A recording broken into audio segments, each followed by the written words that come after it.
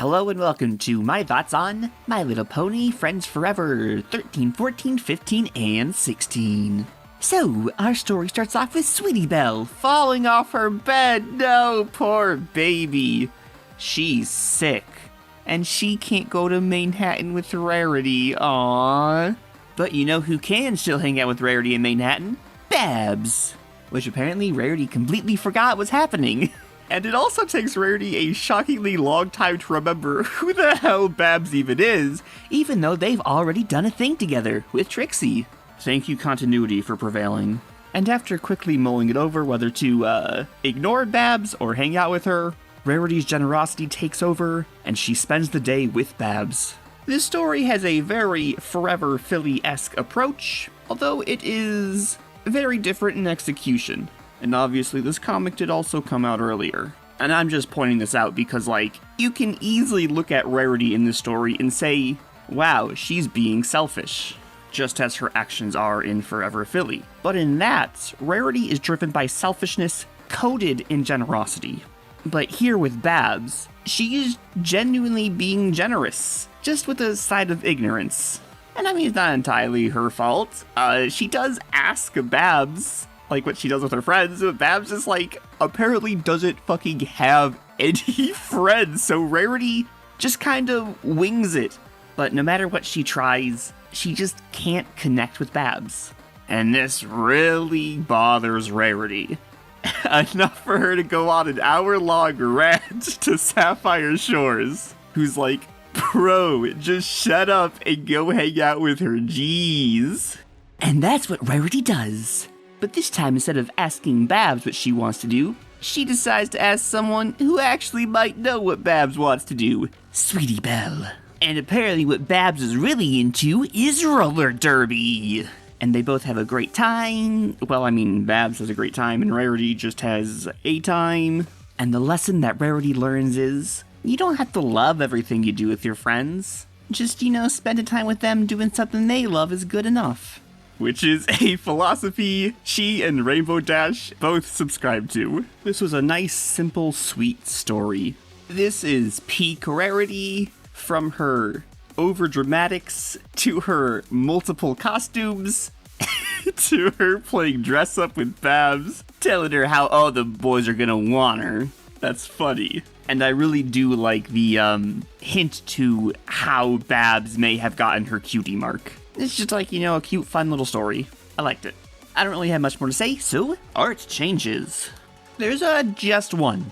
So in this scene here where they're doing acupuncture, I just put the needles in Rarity's face because the scene kinda leaves you edging and they just keep them on the tray. So I stuck them in. Alright, let's move on to issue 14. We start off with Spike having a nightmare with Garble, oh no, but then boom, Luna's here, yay! I really do love Luna. Specifically the way that Whitley writes Luna. Anyway, Princess Luna needs Spike's help. Something sketchy's going down in Philadelphia, and she needs a dragon's help. Hey, the fabled dragon town in Philadelphia that keeps repeatedly getting referenced. We're finally here, wow. They gotta work with the police to solve a series of arsons. Which is weird because apparently Officer by the Book and Officer Hardcase are leading the investigation. Why the hell are two officers leading a serial arson? I thought about promoting them to sergeant and detective, but after getting to the investigation scene, I decided they were right where they belonged. Anyway, Hardcase, shows some cliched resentment toward Luna. Goddamn feds coming in to steal his case. As well as some racism toward Spike. Wow. Filthy little fire breather. Anyway, By the Book shows Princess Luna and Spike the crime scene, which is not taped off, SMH. This goddamn officer doesn't know how to secure a scene. And this is an unusual burn. Right down the middle of a carpet. Just the middle of the carpet is burnt, the rest perfectly intact. That's crazy. And By the Book's all like, it looks like a dragon walked down the hall while continuously breathing fire.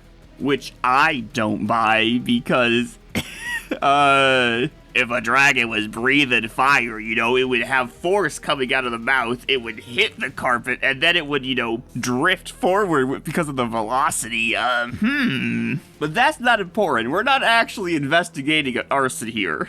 We're just here to play ponies versus dragons. So Spike heads down to Dragon Town to ask questions. But no dragons actually want to talk to him, so he gives up and checks out the comic store. Good job, Spike. Where he gets charmed by a cute girl into not thinking objectively. And after the whole day interrogating dragons, he simply walks away with, maybe it wasn't a dragon. And Luna is very disappointed in this outcome. You were supposed to find witnesses and interrogate ne'er-do-wells, not flirt with cute girls.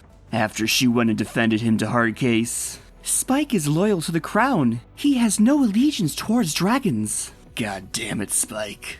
But in the end, Hardcase read Spike like a filthy little fire-breathing book. And Luna storms off in frustration to raise the moon. And without new evidence, Hardcase moves forward with his plan to enact a curfew. Which, to be fair, would very quickly eliminate all of Dragontown as suspects, as a fire still breaks out that night. And it turns out it was a cute little fire snail all along. Luna apologizes to Spike and says hello to Mina. The end. Gotta say, for a 19-minute story about investigating an arson, there was sure a lot of not-arson investigation going on. I wish we spent more time at the scene. Proving the dragons didn't do it. Not trying to say I didn't like this story. I did very much. Just like, one or two more pages really looking at the evidence. I like mysteries. But anyway, it's always nice to get a Spike-focused story. Because Spike gets hella memed on in the comics. And it's a little unfair. In a similar vein, it's so nice he has some positive dragon reinforcement here. It's nice that he has one more dragon friend. And after reading this comic, the 10th anniversary special written by Spike short makes a lot more sense. But anyway, I really liked Mina. I liked the way she was written. I liked Hardcase too. The real MVP of the Philly PD though was of course Ride Along. The lungs on that boy.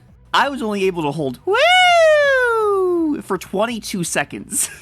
He goes for a solid 35 seconds before By the Book shuts him down. Good shit. Anyway, art changes. 1. Originally, Hardcase is saying this line. By my count, you've helped save Equestria no less than 11 times. But it doesn't really make that much sense, so I just made By the Book say the line instead. It just feels better and makes more sense to me if he is the one saying that Spike is a hero. And then Hardcase interjects, and he's a dragon! Especially since, later on at the end, By the Book is the one who's like, I guess it's an even 12 now. It just makes more sense if he said it the first time around too, 2. So just for this entire scene where Luna and Spike are back at the police station, I recolored the skyboxes. This first skybox here, I recolored from purple to blue to match the skybox in the next time it's shown, because it is blue there. And then after Luna gets all pissy, all the skyboxes after that, I changed from purple to sunset colored. Since Hardcase is like, it's almost sunset. To be fair, I guess Celestia could just, YOLO hard drop the sun without waiting for Luna to, start raising the moon. Just, cast Equestria Complete Darkness, why not? Either way, it shouldn't be purple sky. It should either be pitch black sky or sunsets. And then this last one, just for fun. This scene here where Luna's yelling, every pony awake! I made her eyes glowy, and I made the text big and a little wobbly. Because I wanted to. You got a problem with that? I guess while I'm here, I can talk about my Luna X Sombra fanfic for Mina. It's funny. I think it's funny. I think Sombra's mane came out good. Not Luna's tail. Luna's tail did not come out good. But be honest, your eyes aren't that far down. I thought about making one for Luna X Discord too, but then I decided I didn't want to spend the time on it. Anyway, back to comics. We're at Sweet Apple Acres, and everything is just fine and dandy.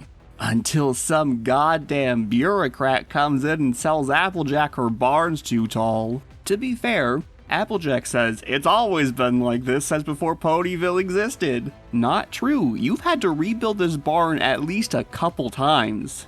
So I mean, even if the barn was grandfathered in, different barn, now you gotta follow the law. Oops. But then technically speaking for Applejack's side, I'm pretty sure Sweet Apple Acres is outside Ponyville city limits. And with that, Applejack decides to fight this bullshit citation, which leaves her sitting and waiting for about 3 hours. Until Mare shows up and she's gonna fix this, cause Tadwell ain't doing shit. But as it turns out, Mare actually might be worse than Tadwell. At least Tadwell was given her forms to fill out. Mare's just got Applejack running in circles.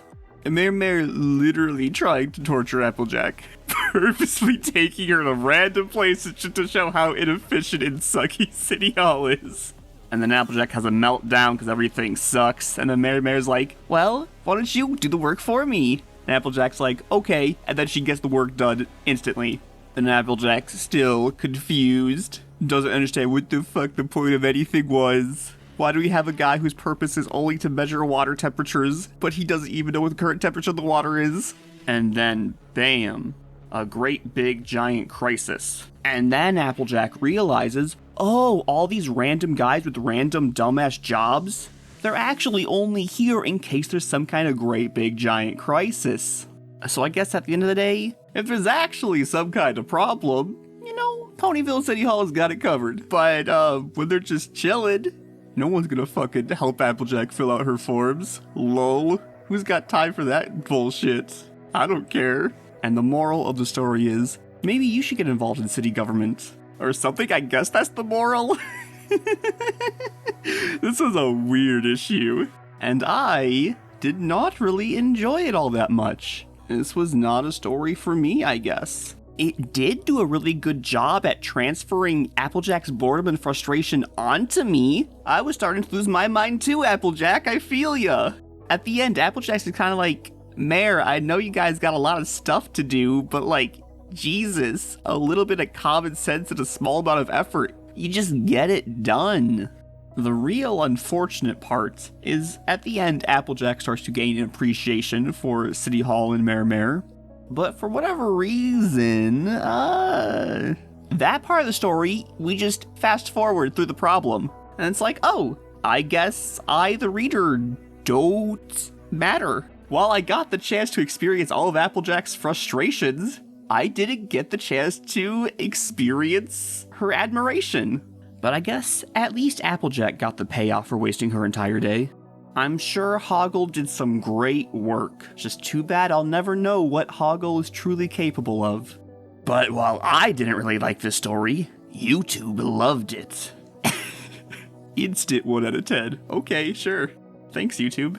It was the song, wasn't it? It got your endorphins pumping just enough to keep you going through the struggles. What could have made this story better for me? Probably cutting 25% of the dialogue would have definitely helped with the flow. It really feels like Mare is just talking about nothing literally the entire time. I love this sentence that this random pony throws out.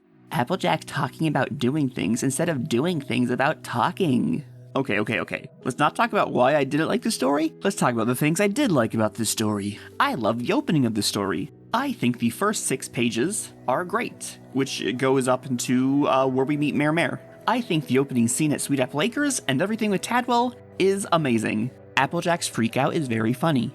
Twilight's dumbass sculpture face, Jesus.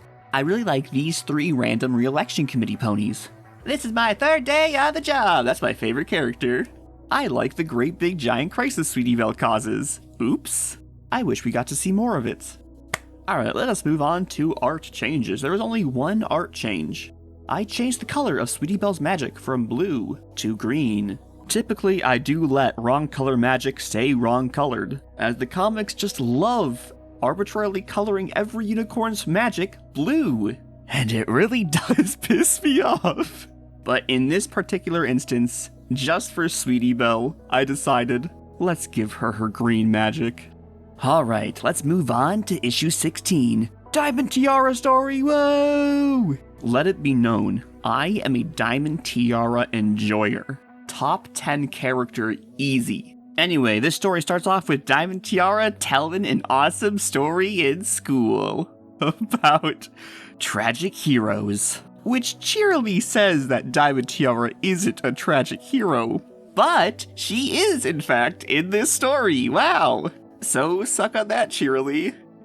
Kind of. It is a little hard to say that this story is a tragedy, but it definitely is from Diamond Tiara's point of view. And ultimately, in the end, it is her own fault for her suffering.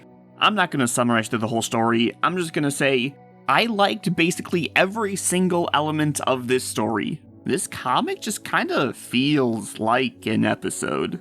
And it just feels like the writer understands Diamond Tiara's character. This story is a pretty good lead into Crusaders of the Lost Mark, which aired a couple months after this. I loved both scenes with Filthy Rich. Man, he's just a good guy. I adore the dynamic of their relationship. So many things stuffed in the background art. I just want to point out, I'm a big fan of the book Diamond Tiara's reading. I'm writing stuff. Yes, you are. Who is this? I also like the dynamics between Prancy, Velma, Drew, and Silver Spoon. Just the slightest amount of positive reinforcement really gets her going. Silver Spoon seems to be actually having fun with the scavenger hunt, unlike Diamond Tiara, who's only getting amusement from messing with the Crusaders. I love the bait and switch at the end. Prancy Drew breaks her leg. My glasses! I can't see without my glasses! My glasses! I can't be seen without my glasses! Diamond Tiara and Silver Spoon rush to the finish line, only to get rejected because their entire team isn't there. And just when you think the Crusaders are gonna come in, cross the finish line, and be like, that's the magic of friendship, baby, Apple Bloom and Scootaloo fuck up and carry Prancy across the finish line! Yes! Diamond Tiara wins! What a beautiful ending. Which is where the tragedy comes into play. As it turns out, second place got the exact same prize as first place, rendering Diamond Tiara's reason for entering the contest in the first place null and void. What a waste of an afternoon, god damn it. And because of her own pettiness, Diamond Tiara is forced to go to a bluegrass concert. What a tragedy. I'm just gonna say it again real quick. I really like this story. It is a little dialogue heavy. The video was pushing on 19 minutes, but honestly, like, every scene fit in and flowed well. The fluffiest parts are Twilight showing up and then Mare talking before the scavenger hunt. But after issue 15, maybe I'm just a Mare hater. I'll accept that at this point. Alright, let's go over art changes. Nothing big, just in this scene, I changed Pinkie Pie's dialogue from huh to slurp, because I thought it would be funnier. Also, while we're here, this is Gummy's default position, just his little eyes poking out. And much like issue 15, I changed Sweetie Belle's magic from blue to green, because justice for Sweetie Belle. And to all unicorns who have blue magic in the comics but shouldn't have blue magic, this one's for you guys. I mean, at least they color Twilight's magic correct every single time. Except maybe once. I think I recolored her magic once. Yeah, in issue 48, right here, Rarity and Twilight carry something together, but they just color the whole thing blue. Anyway, I'm done talking about blue unicorn magic, at least for today. Those have been my thoughts. Let me know what you guys think in the comments, and until next time.